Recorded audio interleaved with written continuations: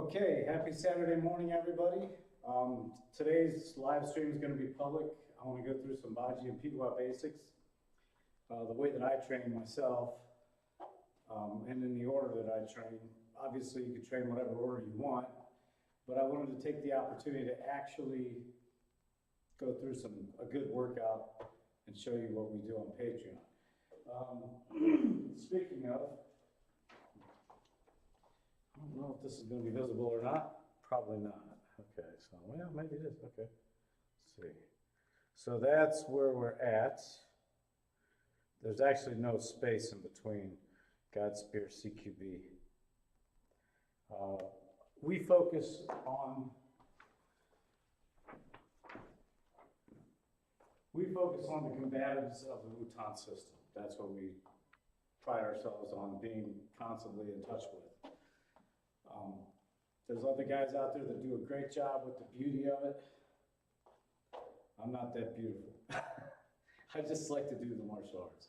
Okay, also, there's a couple things I want to go over before I even get started. A little bit of housework here. There's two tournaments coming up in July. One is on the first weekend, which is July the 1st. It'll be Friday, Saturday, and Sunday.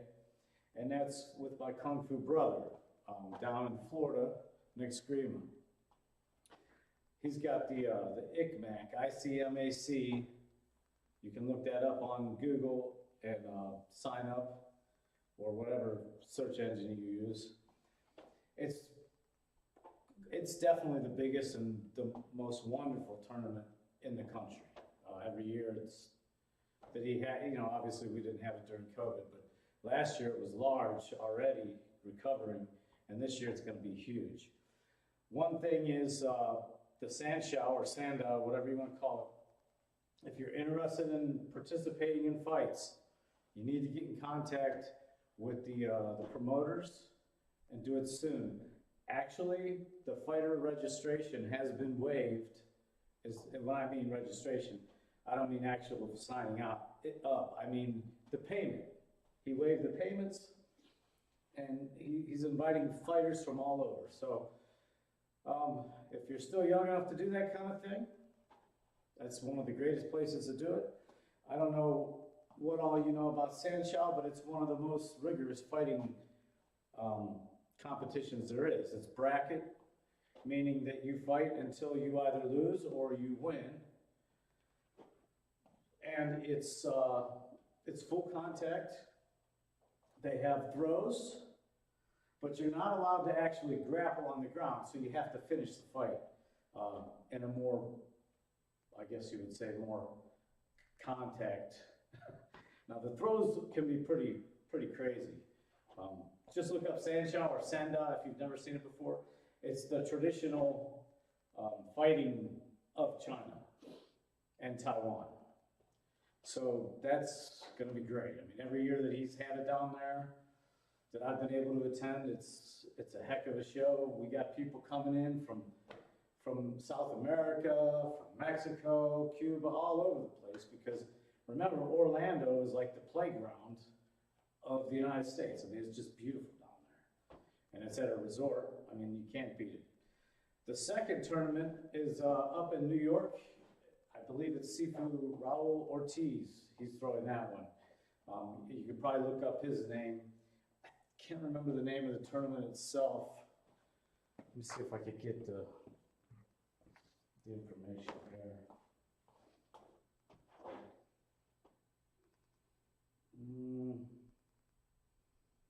Let's see, I knew it like 20 minutes ago.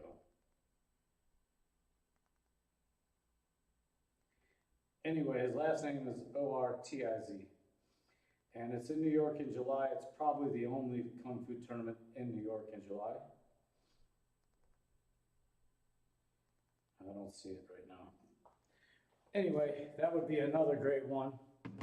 Obviously, there's a lot of martial arts in New York City, and that would be excellent to attend. And I'm definitely going to the Florida tournament. I'm going to do a 7-arm Bagua to support Master Screama's cause, and my master will be there as well. So You know, it's always great to see some of those guys that have been around the block. You know, the golden generation of Kung Fu. Okay, enough of all that, we'll get started. So what I like to do is loosen up first, and this is pretty much standard for all of Wutan. The one thing that I want you to do if you're doing this is focus forward with your head. I see a lot of guys turning their head with it. It's not going to hurt you or anything, but the point being that you need to be able to move like a tiger. If you've seen tigers stalk, they tend to have that, no matter which direction they're going, the eyes stay in one direction. So we're going to go through this. Start to get the shoulders loosened up. When you start to feel a little bit better, you reach. Now you're going to come across here. You'll notice my hands are next to each other. They should be the width. If you're going like this, they should be the width of your body, okay? Because as soon as they get to a point where both could go straight, they're going to release. Now both sides are going to go the same speed, with one caveat: your intention. Okay, one of the most important things that we have in our fighting system is the intention. So that's, no matter what your body's doing, everything's focused on one point. So even though both of these are going the same speed,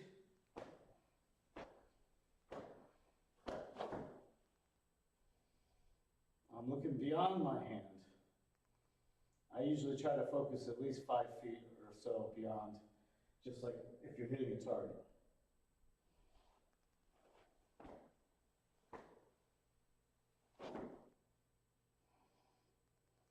Now you can go up, you can go down. In other words, you could go like this.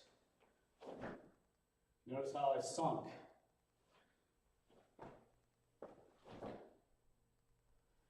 You can go start down, you go a little bit up.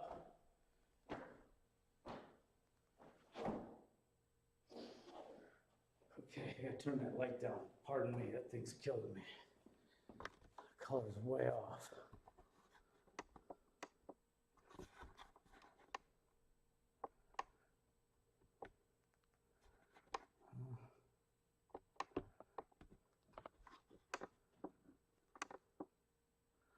Okay, I think that's better. Oh yeah, that's way better. Okay, so you can use the Baji fist when you do this. This is a Qigong exercise that is common to all Wutan styles. So you'll do it during Chen's Tai Chi exercises, you'll do it during Pigua, you'll do it during Baji exercises. We tend to open up. A lot of schools do that on their own as warm-ups before they open up official class. If you're going to concentrate on Pigua's energy, your hands are going to be open, totally open. Okay? If you're focusing mostly on the Baji one punch, don't tighten the fist. It's got to be loose, like this, okay? Okay, so that's the first one. The second one I like to do is the pat, straight down. Now this one is great for Pigua because it teaches you how to allow the energy just to pick you up and then to have gravity assist you on your way down. So you're going to, you'll notice my feet come up a little bit. I'm simulating what should be happening on its own, okay? Because you're supposed to be able to lift yourself up with your own energy on top and then down.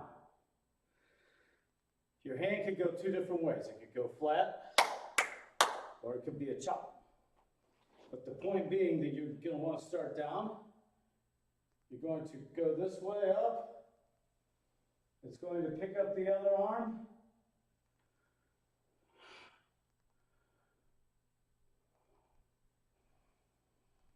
This is one of the better velocity training exercises.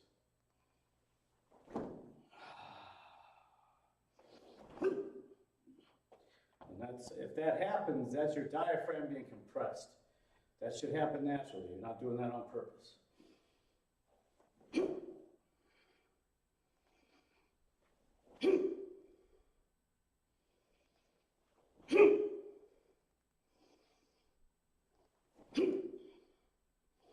I also recommend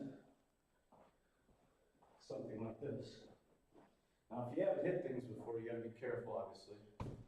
You don't wanna hurt your hand. So just take your time.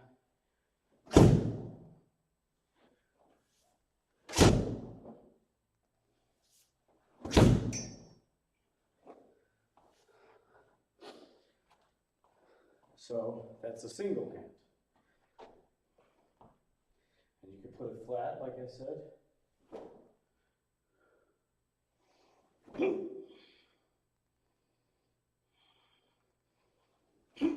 Okay, so a little comment about the return. That's natural. You don't want to try to pull it back up for two reasons. Number one, you're going to defeat the purpose of learning velocity, which is kind of like a baseball player, pitcher, where at the end of his throw, he lets go of everything. Okay, so it's the same thing with punching.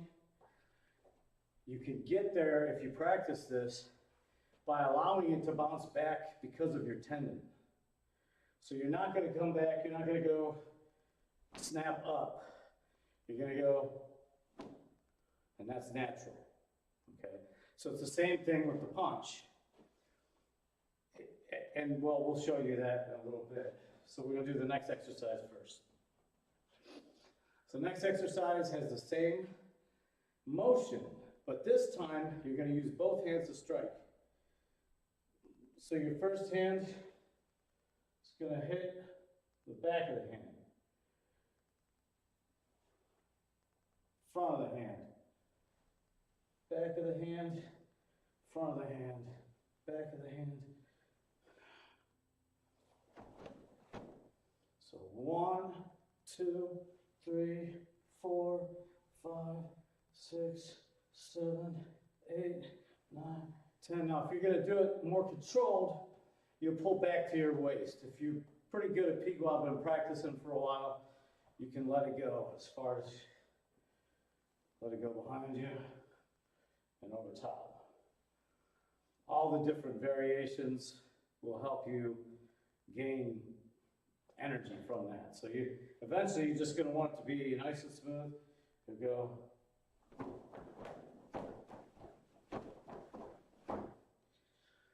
like that. It's a little bit harder to do on this. It's a little bit high actually for me, but it's what I have for today. So you're going to backhand.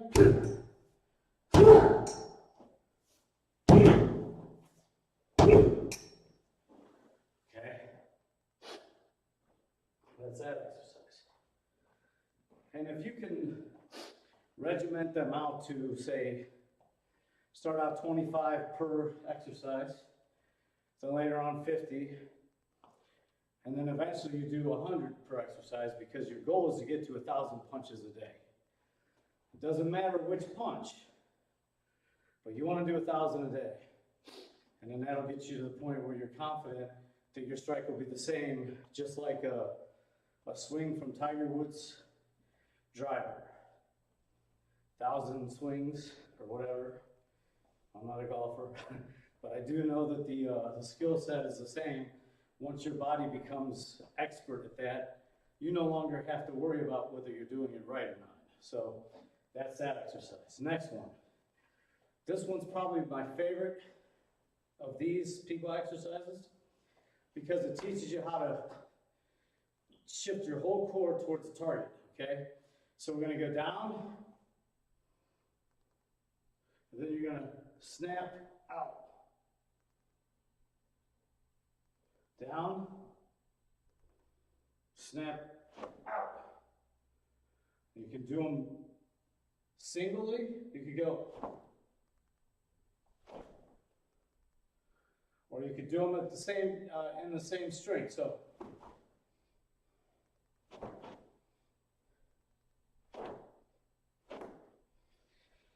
you notice my feet, they're doing this. It's kind of the same as thunder style, Taiji. Your feet shift like that, okay?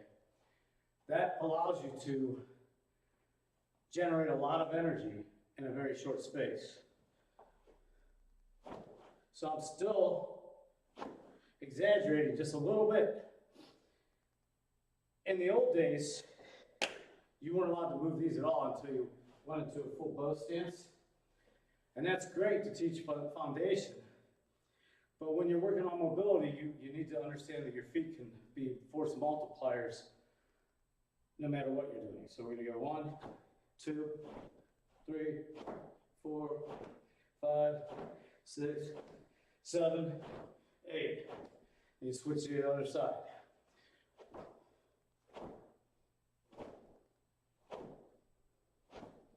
Now I'm not hitting myself, okay? The noise is my jacket, which is why we try to wear these all the time, okay?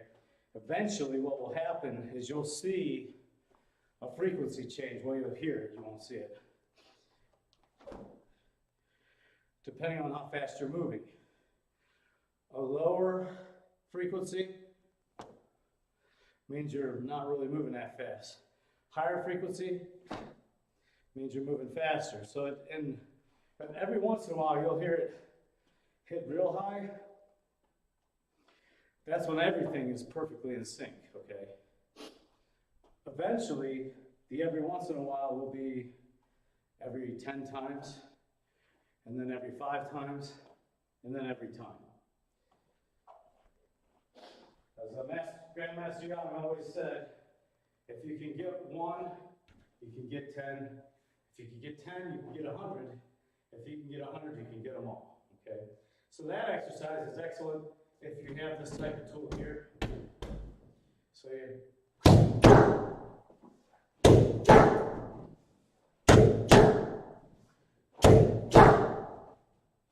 So that's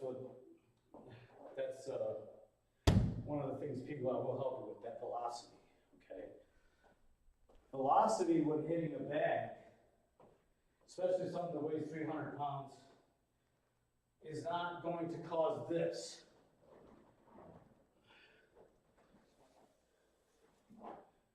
Okay? Mass causes that. And mass could be moving slowly to knock the bag over. It doesn't have to be fast. Velocity will send the energy through the target, meaning everything on the inside of that target is disrupted. That's what we're looking for, okay? All right, next exercise. Pardon the nose, I've got allergies, and man, is the pollen off the chain this week. Okay. Simple, old school punches with a couple of, I guess you'd say, tweaks. Let me check the stream. I think it's fooling around over here.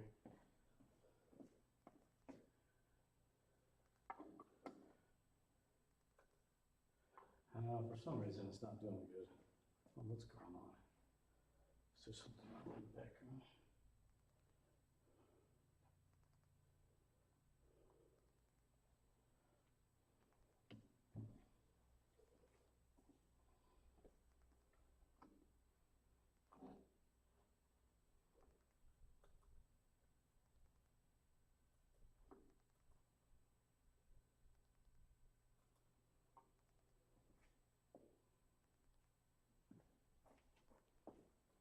Okay.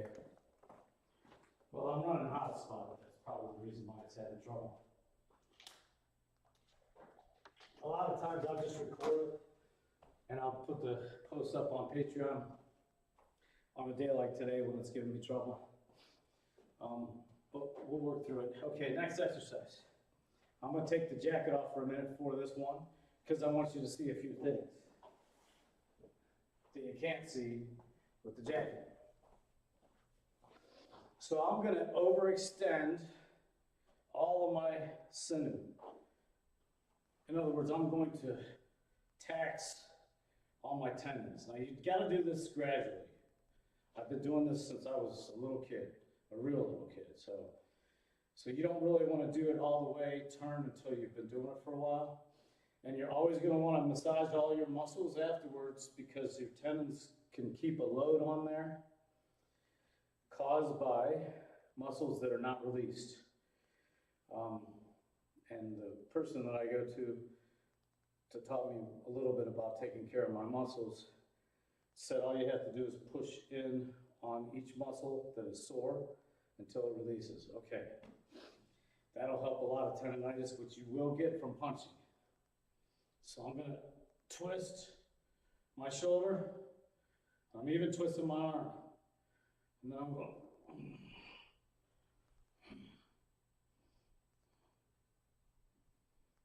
stretch it out before you do anything.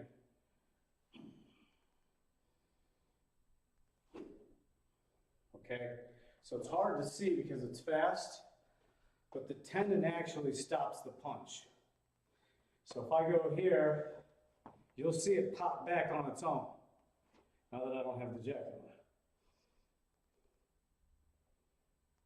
on. Okay. So there's, obviously this is a very simple punch, but it's very valuable, especially if you're just watching TV or something. Grandmaster Young always told me that, you know, if you're just gonna watch TV, get up, go sit down, do some punches, do a horse stance.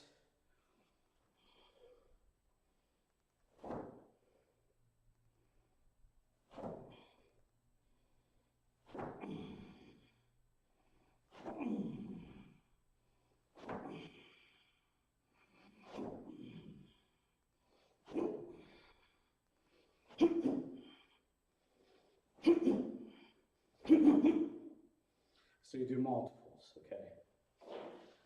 With that one, everything here has to be loose. Once the snap happens, everything goes. A good way to describe it is like if you have a bucket of water and you turn it upside down, the water on the bottom of the bucket doesn't have to wait for the front part of the bucket to drain out slowly. It all just comes out, okay? That's how you do the punching. It all just comes out. So you don't, once you get to a point where you know you're extended and tweaked as far as you can, meaning your core, your hips, your chest, all your muscles are in opposition, and you feel that you cannot go any further, that's when you let it all go at one time. Once it starts rolling, you let it continue to roll. That's a Liu Pride Man's principle, but it's also in every other Northern Chinese martial art. That the energy from the first strike allows the second strike to fall into place. So it's a constant preload and a discharge cycle. And the reason that it is so easy to maintain is because it is a cycle. It's not a reset, which is something we talk about in great depth at the Patreon channel. And why reset is so detrimental in not only sport fighting, but also hand-to-hand combat. All right, so next movement. This is the famous one. I'm sure every other Wutan guy has put it up on YouTube. I'm gonna make sure that I try to keep it as tight as possible because I'm only gonna focus on the punch. I could care less about the stances at this point in my training. When you're worried about the legs and the feet and all of that, you lose what's out in front of you.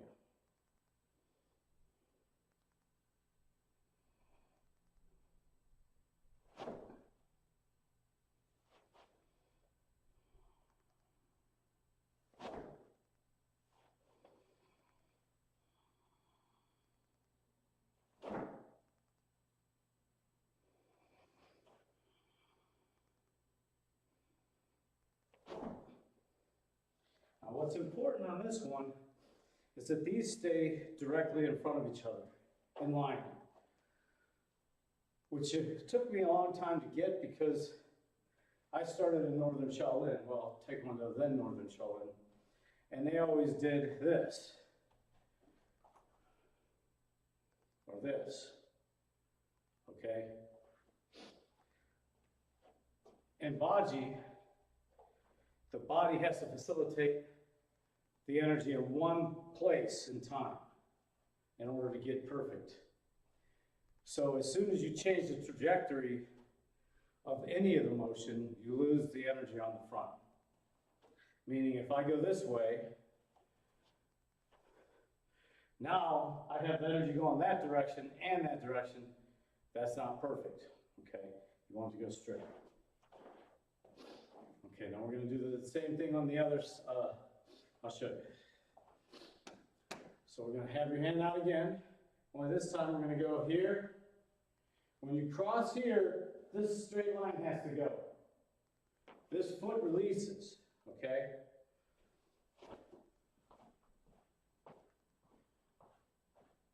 I'm going to use a prop for this because it'll help.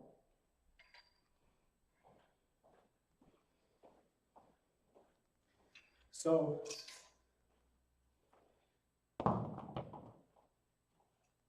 you want to be careful when you have something in your hand when you're doing punching, because you don't want to get into a position where you injure yourself. So you've got to start out slow and just work out at, at your own pace. But anyway, this is going to tell you, well, it's going to teach you that your hand has to be the heavy object, okay? When you have to put all the energy down to the tip, it has to be moving quick. So we're using this as a training device. It's not even real, it's just, it's heavy because it's got a heavy pill, but it's not real, so you can practice with it. But I'm going to keep it straight, which is a little different than the punch, because I don't want to confuse you or my body, since I have a weapon in my hand. So I'm going to go here, here. Now you see my foot came out. The distance the foot travels out changes with the weapon, okay? The weight of the weapon is what is pulling your body into that position. So you're letting go of the weapon, but not literally. You're not going to throw it across the room.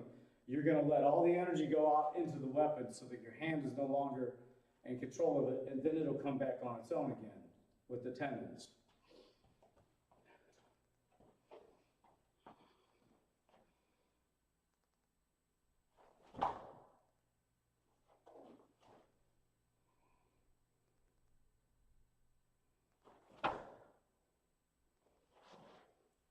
So when you have a stainless steel sword like this, it's pretty stiff. It's not real stiff. You'll see the energy wave down the blade, okay? If you don't see that wave, you're not letting go. So you have an actual indicator. I don't know if you can see it on camera or not, but it's there.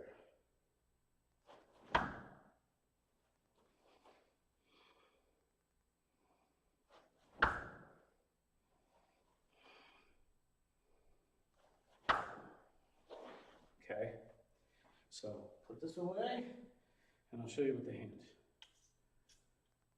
Now when you have the hand, the indicator is again the crack of your jacket. That's why I like the heavier canvas ones, because it takes a long time to break them in. They last forever. This thing's probably, I don't know, 12 years old, something like that.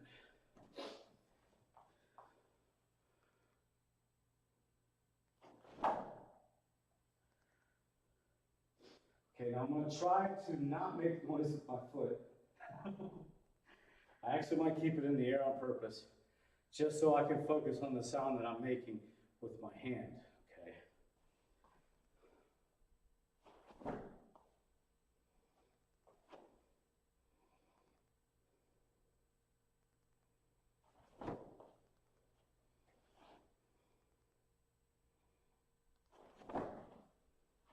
Okay. This also deals a blow to the myth, and I say this rigorously, the myth of Baji only working if you're rigidly in your stances and you land in the perfect position. That's a bunch of hogwash. If I'm sitting in a chair, I should still be able to hit with the same velocity as if I'm standing up, and that's the goal, okay? If you can only punch in a horse stance to a bow and arrow stance, you got real problems. That's not what the martial arts is trying to teach. Okay, I'm off my soapbox. Other side.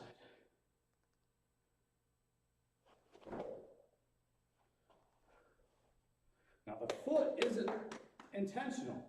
That's why when I lifted it up off the ground, I still got the power. The foot is a product of the fist.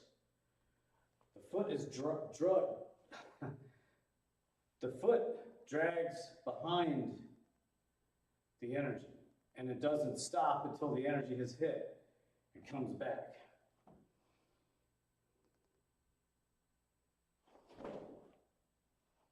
Okay. So back to what I was saying with the chair. You know, I should be able to, if you do this all, you know, like I said, 1,000 punches a day, I should be able to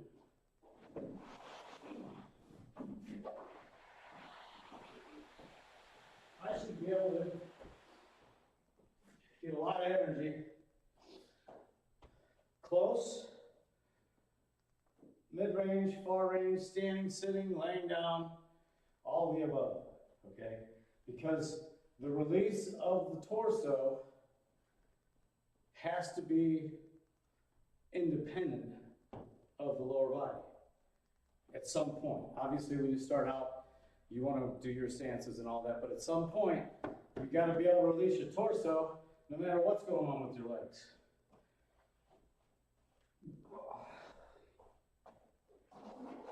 To demonstrate. So, short range, mid-range, it's a little bit harder, long range, back to short range.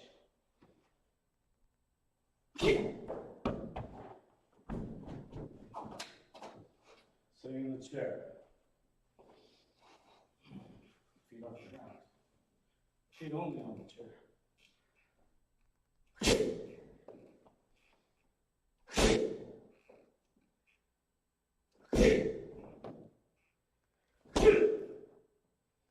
Okay. Also, if you have a partner, you can have them. I recommend this highly.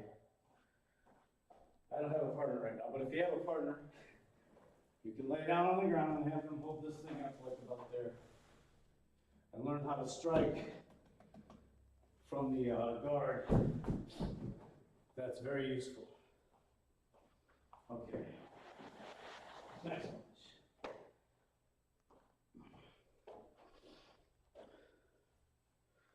I'm going to go here.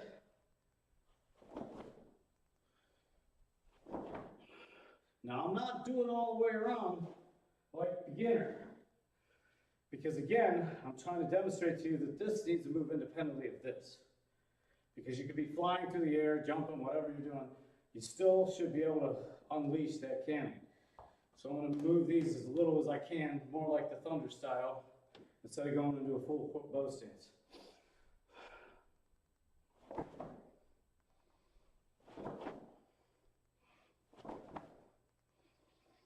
Okay, next one,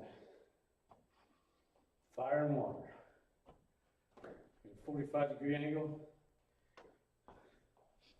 Gonna take a Baji defensive stance. Clear, touch. Now you're gonna grab and twist down. Move this out of the way so you can see the hand. Gonna point, You're gonna grab, not tight, just grab. And when you get to the mid, it's gonna release itself. Focus on one knuckle, okay? And a downward push.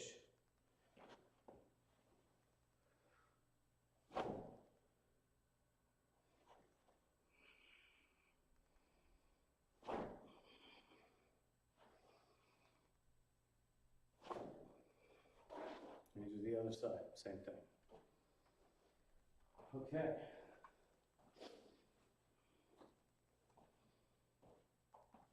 Next one.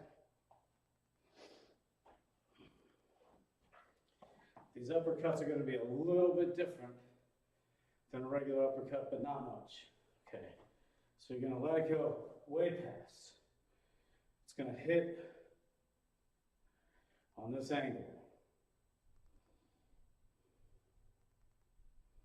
Not straight. You'll find that as you train, the body loves the X motion. That's why in sword fighting and spear training and stuff, I teach a lot of that because it's a very natural position for your body to be in during striking, okay? If you try to go straight up, you start bending things the wrong direction and you lose velocity. So you're trying to make it so that there's no velocity loss. That's the goal. So everything you do, you think about, okay, what am I doing that slows me down? And you'll just keep getting better and better and faster.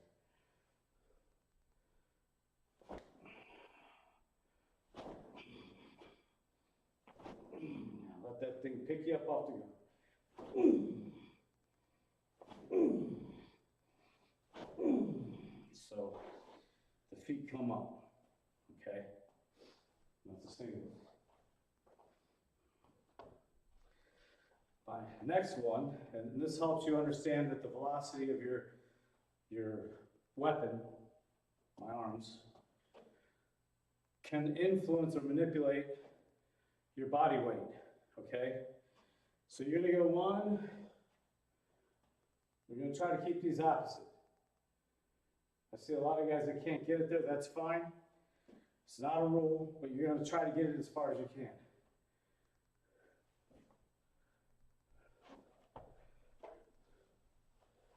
Okay? Now you'll notice in Pigua, there's different types of strikes. There's the one that comes down with the smack, the palm of the hand. There's the one with the ridge. And then there's this one, okay, with that part of the ridge. You can interchange them with this exercise.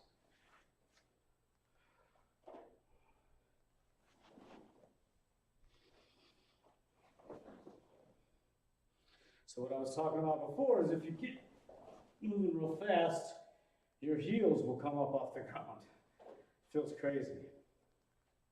Also, your hand will be full of blood for obvious reasons. Now you could get fancy with this one too. Let me start over here more. You do fancy pants. So you can go 1, 2, 3, 4, 5. Step behind.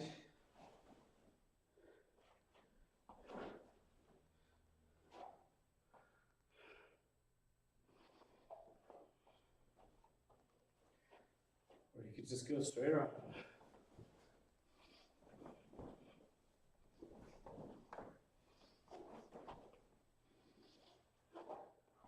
Every once in a while it's fun to practice on I knocked that thing down. To practice on the target. And to actually use this for what it is, or what I teach it to be, in a combative realm,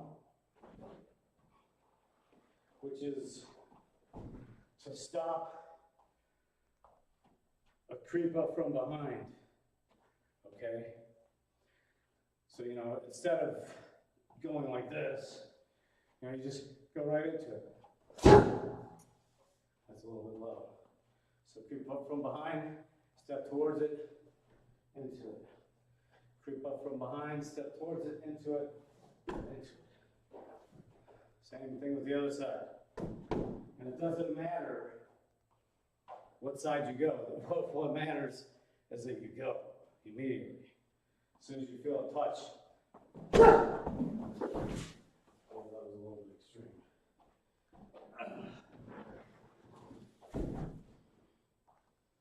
All right. Next one. This one's really difficult. I'm going to put it up here though because I love it. When you're young, you could do it real low. I remember having to go all the way down. It was crazy. So really what you want to do is go all the way down. When you get up, so you go 1, 2,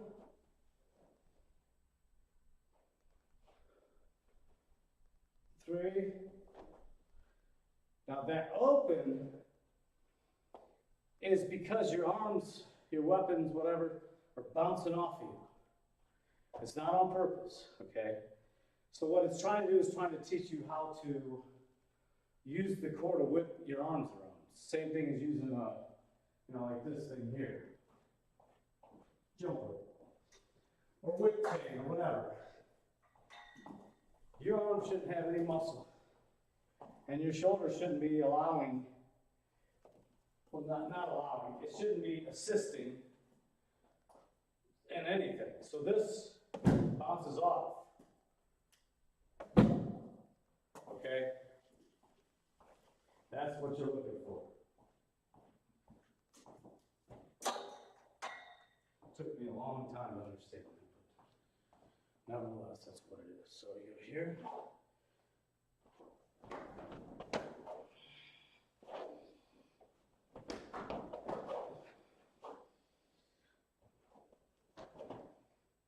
Same thing. So I'm crouched down, I open up. Doesn't matter. This is more for multiple attackers too, because if you're down and they're being pounded on, you have to make space. That's the first thing you gotta do. So that explosiveness from the ball shows you how to make that space. And on the Patreon, we talk about how that actually works on the ground as well. And when I say on the ground, I mean in a grappling situation, that type of does very good, okay? It's very surprising. And, but anyway, we go into great depth on that. Okay, I'm trying to think if that's all I wanted to show today. Yeah, it's pretty much, there's a bunch more that I do, but I gotta start getting ready for my regular class, which is starting here real soon. I am very thankful that you guys took the time out of your day, Saturday morning, to watch me play. I will see you soon. Have a wonderful Saturday.